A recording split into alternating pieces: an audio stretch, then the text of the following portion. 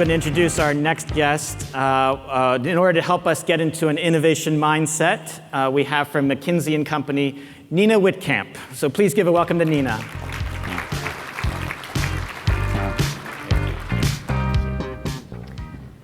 So, industry and innovation.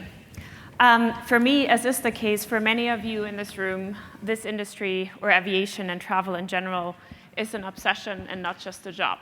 And oftentimes, I'm actually also a customer. So as a consultant, when we're often looking at this industry from the inside, we're amazed by the sheer amount of opportunity that there is in innovation, the sheer amount of disruption and the pace of it that is happening at the moment. As a customer, the pace of innovation could probably not be fast enough.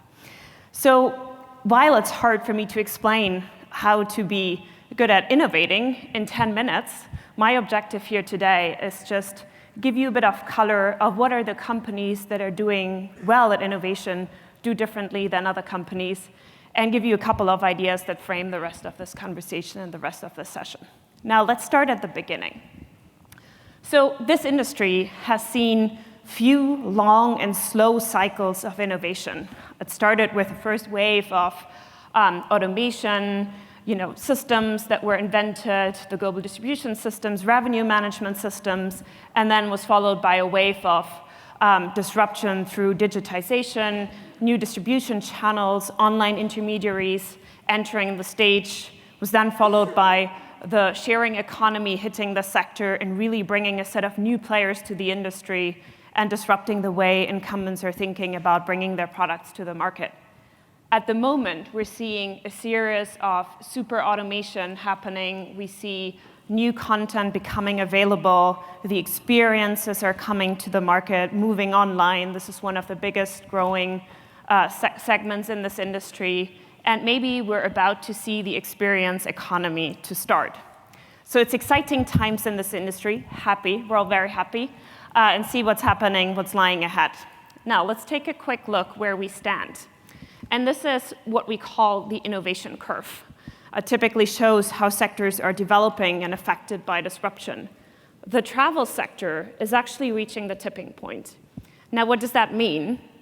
I think we just had to follow the news and the headlines over the last couple of days to see what happens if incumbents or any player in the industry is not tackling and approaching disruption and leaving it unaddressed. Many examples in other sectors that we've seen already, frequently cited ones are Blockbuster in entertainment, Kodak in electronics, Nokia in telecommunications. So this is something that everyone is worried about. Now, why now? We've been talking about disruptions in this industry for, I think, a very long time. So the question we've been asking ourselves, why is it different now and why is it moving so quickly? So there are a couple of things happening around us that are acting as catalysts in this space. It's technology breakthroughs, it's availability of data, and also financial resources. To give you a couple of ideas, data volumes over the last 10 years have grown by 50 times. Half of the organizations out there have been having machine learning practices in place for the last 2 years, and almost 90% of all companies are investing in big data and machine learning. Private capital transactions in transport and logistics more broadly were worth $95 billion in the last 5 years, and we saw about $1 billion in venture capital funding in the whole travel space over the last 5 years. There were more than 350 investments in travel startups in 2018, and the share of funding from corporations in the space has increased from 14% in 2013 to 23% last year. So while we all seem to be clear on there's a need to do something differently, it doesn't seem to be as obvious putting it into practice. So we've asked executives about the importance of innovation. And while 80% say that business models are at risk, also 84% say it's important for their growth strategy. Now, what's complicated? Only 6% of them say that they're actually really satisfied with their innovation practices, and 23% say that they have quantified targets, practices, and strategies in place to address innovation. So clearly, we seem to be seeing the need, but getting it right is not as obvious. Now, let's look at how we typically look at innovation. So on the one hand, it's about what are we doing in innovation. That's the left side of the chart up here. And I call it the front end of the innovation funnel, the ideas. On the right side, you see the how. How do we scale innovation? How do we mobilize an organization to actually commit to innovation and bring these new ideas to market? Let's pause with scaling for a second. There are skunk works out there, and there are many of them, but be careful of them. Because what we see a lot of times that these organizations are set up to do innovation, and it often turns out that they stay or focus on being a minimum viable product-focused organization without a clear path to market. Now, the challenge here is really linking that organization back to the core of the organization and not have it as a green box organization running separately.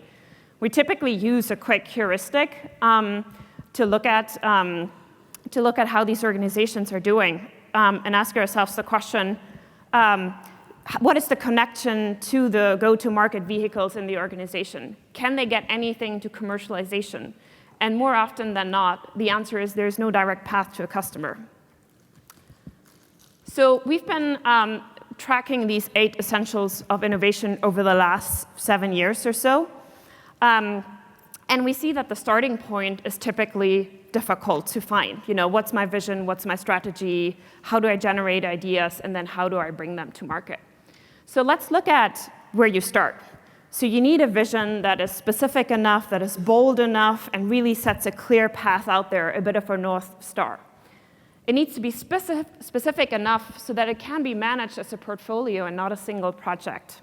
It needs to be specific enough to be able to assign clear quantitative targets to it.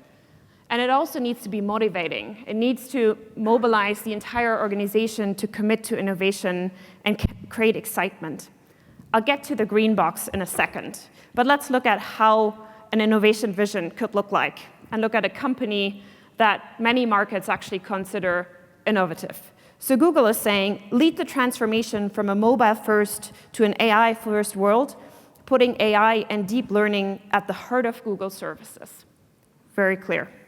Changing the way we are all interacting with Google services.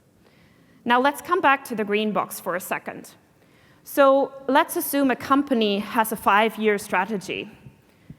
They could, for example, pick market trends that they want to address. They could do their operations in a different way, improve them. They could go and buy stuff through M&A. But the green box actually needs to be achieved through innovation and reach this 5-year target.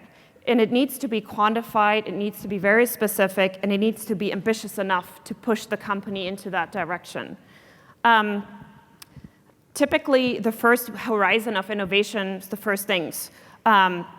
Pick market trends, improve your operations, buy other things, but really the second horizon is this green box, and it needs to be achieved through innovation. If this is not clearly defined and specified, companies will rationally pursue other levers for growth. Now, delivering innovation consistently and successfully is a very difficult undertaking. So what we see on the how side, how to actually put it to market, is that most companies have a full operating and delivery stack.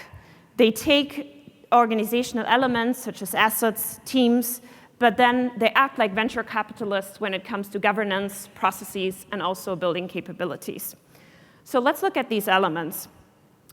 They typically adopt a venture capital-style governance process that is clearly running innovation to push a portfolio over the line and not an individual set of initiatives. They set ring-fence budgets and milestones for the leadership teams to decide which resources to put where.